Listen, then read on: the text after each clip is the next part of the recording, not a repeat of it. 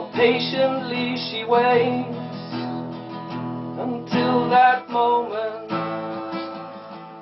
when suddenly she lifts her hand and without a sound takes hold of the sword, flying through the misty air over the surface of the water.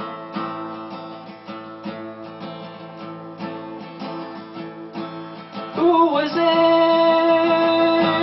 who has thrown the sword through the mist into the lake?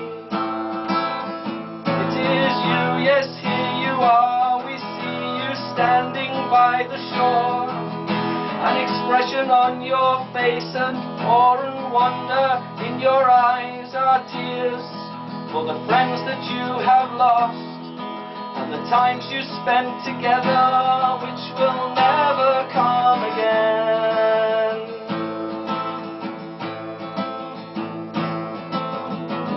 Guinevere and Lancelot, and the noble knights of the Round Table, and the battles that you fought in the mountains and on the plains to secure your kingdom. How could we let you forget them? And of course, the questing for the Grail.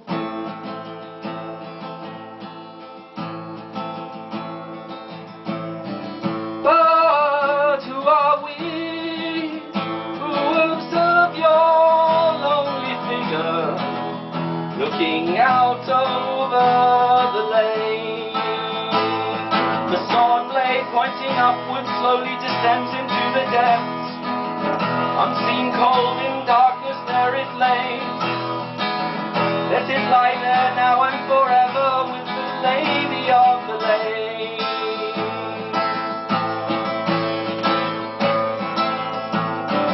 We are the children of your nation, the true descendants of your race, who were told of you in stories, a legend to admire, inspiring us to answer the question of the ages, and giving us the power to bring you back to life once more in our imagination, and to hold you here and hail you as our king, Arthur, prophet of poetic vision, master builder of the myth of Britain. Return to your castle, Camelot is safe,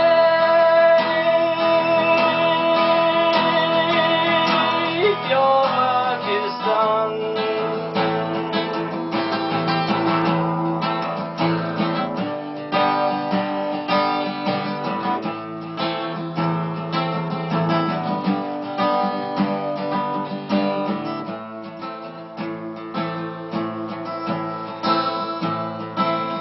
Yes, you who knew how to forge the metal from the stone, you knew it well before the hour and still have not forgot the riddle of the autumn flower, the key that fits the lock, that you might one day ride out from your tower to meet the lady of the lake.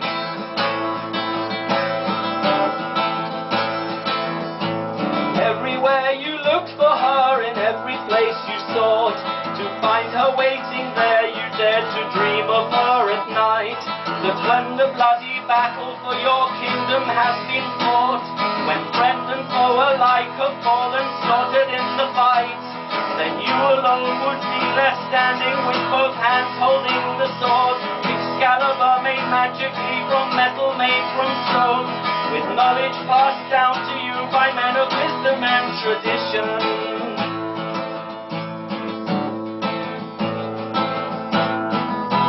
Lift up that sword and with a roar proclaim your victory, and promise to restore Excalibur to her where it should rightfully belong.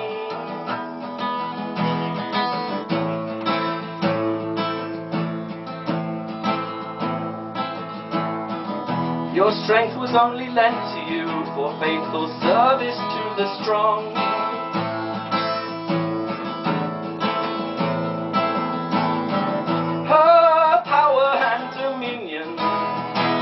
over science in war and peace. Her tranquility and her reason is the subject of our song. Like fruit out of season, this ancient story we relate. Say sweet to men devoted to the Lady of the Lake. Her patience is eternal, in our dreams she never sleeps. She loves us from a distance, forever out of reach. She is not real, but still we feel we owe her thanks indeed. The blessing of the fairy queen will give us everything we need. For when we have both laughed and cried in equal measure, satisfied our heart's desire with pleasure and with pain, at last we find our time is spent looking for an ending in songs of joy and sad lament. Ah, that was very good, that. So King Arthur and Camelot, eh? That's right, Yes, yeah. Very good. Yes, do you think he really existed, King Arthur? Probably. He's there in the story. Yes, yeah. Well, he wasn't Could like... have been fictional, though. Yeah, he probably wasn't like the King Arthur of legend. He was probably a Romano-British chieftain. But anyway, yes, so I've got to ask you, Doug, how do you come up with songs and that? It's always fascinating, these songwriters, how you can pluck this stuff out of the air, you know. What inspires you? That came over a period of about 4 days. I woke up with a jolt at about, I don't know, 5:36 in the morning. And it was written in the autumn, I believe. Not sure about that. And last year. And a passage of that was in my mind. And if I had turned around and gone back to sleep, or got up and done something else, it would have gone, just like our dreams. But it was there, ready formed. So I got up and I wrote it down. And that happened over a period of 4 days. And I had to do a little bit of tidying up, really not much. So I can't really take credit for this. This was channeled through me. And I performed it. Then I had the job of writing it down. Then I had the job of memorizing it. And then practicing it so I could perform it without referring to the sheet, which I did today. So I went to the Inside Out group, which was a creative writing group meeting in Ipswich Library. So I went to the group, and it was the last session before we broke up for Christmas, I think. And I stood at the end of the table, and the other writers and the leader were sitting around the table. And I stood up, and from memory, because it was very fresh, you know, a bit like cramming for an exam or something. It was fresh at the top of my mind. And I sang it without the guitar to some sort of tune like that. And it was a real hit, and people were very moved. And so I wanted to share it with you today. Yes, it was very moving. So what about, you say it's channeled through you, so do you believe it's sort of sent to you spiritually, Lynn, these tunes? Well, what I believe is that creativity comes from emptying the mind of all objects. In China, or in Buddhist philosophy, there's this concept called sunyata, which means emptiness. It's not actually dependent on the chain of cause and effect. Everything else is, but when you take all of these objects which are determined by that chain of cause and effect, so they have a karmic origin, when you take all that out, you don't end up with nihilism, because nihilism is used as a pretext for doing anything, doing terrible things. So we don't want to fall into the extreme of nihilism, not believing in anything. But you take it all out, and what you have left is empty. So if a train goes past, I was walking on the valley between Ipswich and Stowmarket, and the trains go past, and the train is full of people. Then a train comes back, the train has no people in it, it's empty. Or you take a picture off the wall, framed picture, and you take the picture out, and it's framed, it's got the glass, it's got the backing, it's got the hook for hanging it up. Take the picture out, put it back on the wall, and it's empty. And by these realizations of sunyata, we open ourselves up to the creative flow. That's what I believe. Oh, I see. That's fascinating. Well, it's just gone 10 o'clock here at Radio Castle. Now, if you want to email the show, you can. It's radiocastle@yahoo.com. We're also on Facebook, which is Radio Castle Framlingham, as you'd expect. We're also on Twitter, aren't we, Timothy? This is my bird, you see. Twitter, radio_castle.